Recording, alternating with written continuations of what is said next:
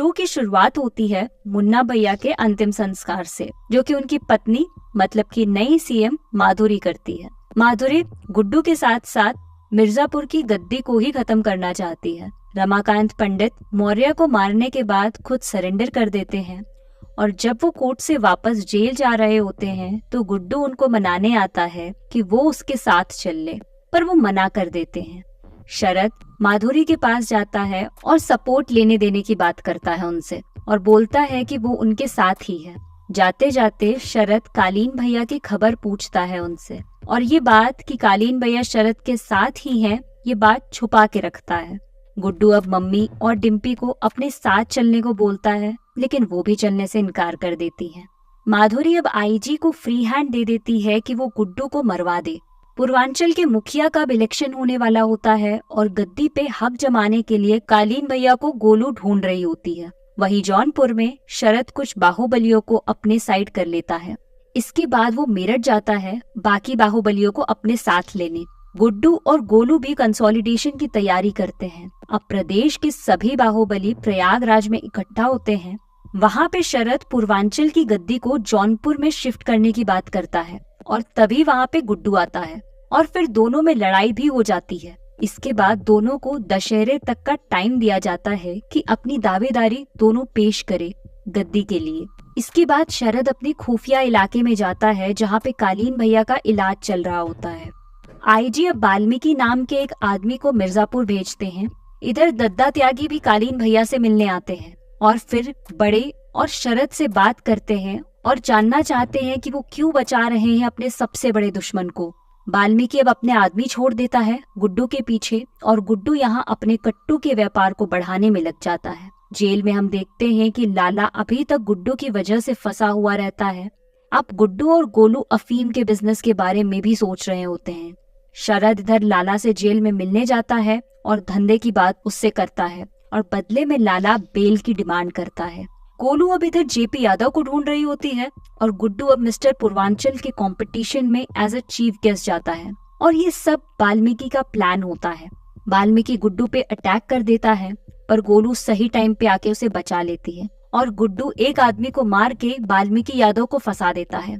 Robin अब jail जाके रमाकांत को मनाता है कि वो अपना केस लड़ ले, लेकिन वो तब भी नहीं मानते। दूसरी तरफ कालीन भैया को भी होश आ गया होता है। भरत त्यागी अब गोलू को कॉल करता है और उसे मारने की धमकी देता है। अब गोलू एक डीलर को ढूंढती है अफीम के लिए और उसे अब एक नेता जेपी का पता भी बता देता है। माधुरी अब शरद से मिलती है और शरद लाला को जेल से निकलवाने की बात करता है माधुरी से, लेकिन माधुरी वो बात ना मान के उसे दूसरा तरीका बताती है और मुन्ना के अफीम के खेत उसे देके 5 करोड़ की डिमांड करती है। गोलू अब शरद को ट्रैक करने लगती है और पता चलता है कि वो बिहार के चक्कर ज्यादा लगा रहा है। शरद लाला को कॉल करके बताता है कि वो उनकी बेल नहीं करा पाया, लेकिन दूसरा बिजनेस ऑफर देता है उन्हें। यहाँ रमाकांत अब अपना केस लड़ने लगता है, लेकिन उसी केस में आईजी की एंट्री होती है और माधुरी के कहने पे आईजी झूठी गवाही दे देता है। दूसरी साइड लाला की बेटी शबनम लाला से मिलने जाती है और उसे शरद के साथ बिजनेस करने से रोकती है। लाला शबनम को एक चिट्ठी देता है नेटवर्क्स की और शबनम अब गुड्डू से मिलने जाती है। शबनम उसे शरद के ऑफर के बारे में बताती है और गोलू रेडी हो जाती है डील के लिए। गुड्डू अब डील के लिए शबनम के साथ बलिया जाता है और वहाँ से काठमांडू। वहाँ पे वो बैग से डील फाइनल कर लेता है। गोलू को फंसाने के लिए बड़े त्यागी उससे बोलते हैं कि टारगेट स्पॉट हो गया है। गोलू अब सिवान की तरफ निकलती है। वहाँ पे वो त्रिपाठी को ढूंढ लेती है, लेकिन ये सब बड़े त्यागी का जाल होता है और वो गोलू को पेट में शूट कर देता है, लेकिन ये बात सबसे छुपा के रखता है। गुड्डू वापस लौट आता है मिर्जापुर, लेकिन गोलू के ना मिलने पे उसका पता लगाने लगता है। गुड्डू को पता चलता है कि गोलू मिर्जापुर से बाहर अटैक का प्लान कर रही थी। दूसरी तरफ शरद अब कालीन भैया को जौनपुर अपने घर ले आया है। गुड्डू अब जौनपुर एंटर कर जाता है और शरद से गोलू के बारे में पूछता है और जैसे ही वो दोनों एक दूसरे को शूट करने वाले होते हैं तभी मुनव्वर का कॉल आ जाता है और सब रोक देते हैं, लेकिन इसके पीछे कोई अब्बास नाम का आदमी होता है। शरद को अब ये पता चल जाता है कि लाला की बर्फी अब गुड्डू के साथ है और कालीन भैया उसे बता देते हैं कि बर्फी नदी के रास्ते से आती है। जिसके बाद शरद माधुरी के साथ मिलकर नारकोटिक्स टीम को लगा देता है काम पे। बीना अब गुड्डू को कोकेन देके जाती है और गुड्डू उसके नशे करने लगता है। अब यहाँ गुड्डू और शरद में गैंग वॉर स्टार्ट हो जाती है और गुड्डू शरद के साथ के बाहुबलियों को मारने लगता है। वहीं कालीन भैया शरद को शांत रहने को कहते हैं और बोलते हैं कि अब शरद को मिर्जापुर की गद्दी पे बिठाएंगे। राप्ती नदी के रास्ते बर्फी नेपाल से आती है, लेकिन पुलिस कंसाइनमेंट पकड़ लेती है। लेकिन जोशी की मदद से अफीम बलिया पहुंच जाती है। जेल में लाला रमाकांत से बेल लिखने को बोलता है और उसके बदले रमाकांत उससे कन्फेशन लिखने को बोलता है। लखनऊ में माधुरी सोलंकी से पावर लेने के लिए पुलिस नेटवर्क तोड़ने के लिए बहुत सारे ट्रांसफर करा देती है। हम देखते हैं कि बड़े त्यागी ने गोलू को कहीं पर बंदी बना के रखा हुआ होता है। माधुरी अब जरीना को बुलाती है और जेपी के बारे में उससे पूछती है और उससे बोलती है कि जेपी का पता निकलवाएं। हम देखते हैं कि जेपी बनारस में छुप के बैठा हुआ होता है। जेल में हम एक ट्विस्ट देखते हैं कि रहीम नाम का एक कैदी लाला को पेंसिल से मार देता है, जो कि शरद ने करवाया होता है। अब गोलू को सच पता चल जाता है कि शत्रुघ्न यानी कि छोटे त्यागी ही बड़े त्यागी बन के घूम रहा है। बीना माधुरी के पीए आनंद को कॉल करके बोलती है कि उसे गुड्डू के चंगुल से छुड़वाने का प्रबंध करे। बीना अब शकुंतला यानी कि शरद की माँ को कॉल करके भी सेम चीज बोलती है। इधर शरद को बड़े त्यागी पे थोड़ा शक हो जाता है। शरद बड़े त्यागी से मिलता है और उससे बोलता है कि वो ही गोलू को गायब किया है। शत्रुघ्न ये मानने से मना कर देता है कि उसके पास गोलू है।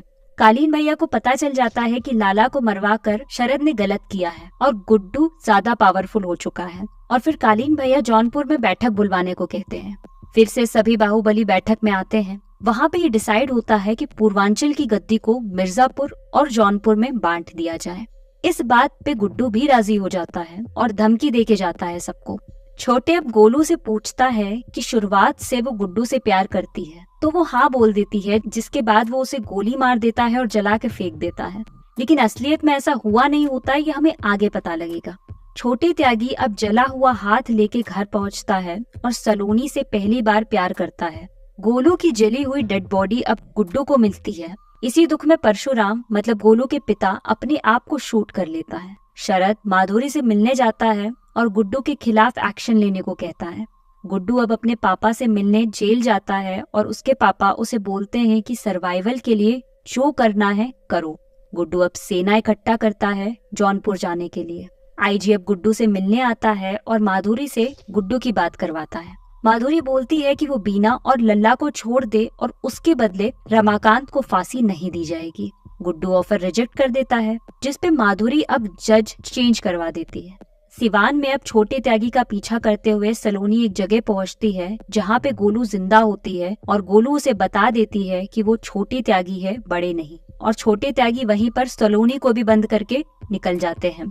कोर्ट में जज जैसे ही रमाकांत को फांसी की सजा सुनाने वाले होते हैं, तभी रॉबिन यानी कि राधे श्याम गुड्डू के काले करतूतों का सबूत कोर्ट को दे देता है और केस आगे बढ़ जाता है। गुड्डू अब रात को घर आता है और रॉबिन से पूछता है कि सबूत क्यों दिए पापा को। उसके बाद रॉबिन गोलू वाली बात बोलता है, जिसपे गुस्से में गुड्डू उसे अपने हाथ से मार देता है। शत्रुघ्न मतलब छोटे त्यागी अब सलोनी का सामान पैक कर रहा होता है और माँ से सच बता देता है और यहाँ गोलू भी सलोनी को सब सच बता देती है, जिसके बाद गोलू उसे भड़काने लगती है और सलोनी की मदद से गोलू अब फ्री हो जाती है। पुलिस अब रॉबिन के खून के इल्जाम में गुड्डू को पकड़ लेती है, जिसके बाद जरीना, बीना और बच्चों को लेके वहाँ से निकल लेती है और लखनऊ ले आती है।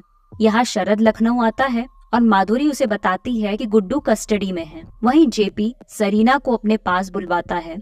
यहाँ छोटे अब बनकर में आता है और सलोनी को बाहर भेज देता है और उसी बीच गोलू सलोनी की नस काट के वहाँ से भाग जाती है। और वहीं जेल में सब कैदी गुड्डू पे अटैक करते हैं, जिसके बाद वो सबको मार देता है। लेकिन एक कैदी आके उसे बहुत मारता है और अधमरा करके छोड़ता है। वहीं डिम्पी को उसके पापा बता देते हैं कि सीएम के मर्डर के पीछे शरद का हाथ था और सारे सबूत भी दे देते हैं। गोलू अब वापस मिर्जापुर लौट आती है और सारे अपडेट लेती है कि क्या कुछ हुआ है, जिसके बाद वो जेपी यादव की मीटिंग फिक्स करवाती है। जेपी जरीना को अपने पास बुलवाता है और माधुरी और उसकी सरकार खत्म करने का रेट पूछता है। जरीना बहुत सारे एमएलए लेके दूसरे पार्टी के पास पहुंचती है लेकिन ये सब प्लान शरद का होता है, जिसके बाद वो जेपी यादव का प्लान फेल कर देता है। गोलू अब जेपी से मिलने जाती है और सपोर्ट करने को कहती है और बोलती है कि सभी प्रॉब्लम्स का सलूशन बस गुड्डू है, जो कि अभी जेल में है। और वहीं शरद के खिलाफ सबूत लेके डिम्पी माधुरी के पास पहुंच जाती है। माधुरी अब शरद को बुलाती है और उससे सच बोलने को कहती है, लेकिन शरद सच सुन के उसे कालीन भैया के जिंदा होने वाला सच बता देता है। माधुरी अब शरद से कहती है कि वो एक बार उसे कालीन भैया से मिलवा दे। माधुरी बीना को कालीन भैया के बारे में बताने आती है, लेकिन उससे पहले ही उसे बीना पे कुछ शक हो जाता है। जेपी अब होम मिनिस्टर सोलंकी को मिलने बुलवाता है और बोलता है कि उसके साथ एक बाहुबली है, और फिर गोलू को बुलवाता है। यहाँ पे सब मिलके सरकार गिराने की प्लानिंग करते हैं।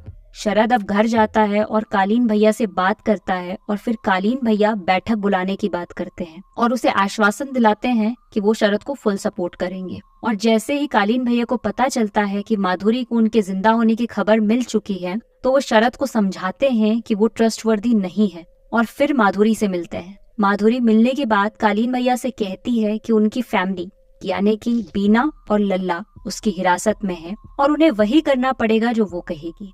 अब प्रयागराज में फिर से एक मीटिंग होती है जहाँ पे मुनव्वर बोलता है कि पश्चिम के सपोर्ट के साथ पूर्वांचल की गद्दी चलेगी, और तभी एंट्री लेते हैं कालीन भैया। इसके बाद वो ये पूर्वांचल की गद्दी शरद को सौंप के किंग ऑफ मिर्जापुर बना देते हैं और फिर उसे गोली मार देते हैं, जिसके बाद पुलिस आके वहाँ बाकी बचे हुए लोगों को भी मार देती है।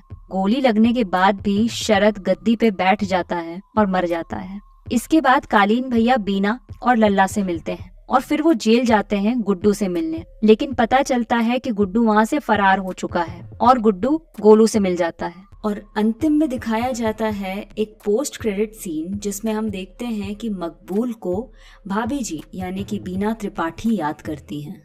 तो ये सब हुआ है सीजन 3 के एंड में। अगर आपको ये वीडियो पसंद आई हो तो इसे लाइक करना ना भूले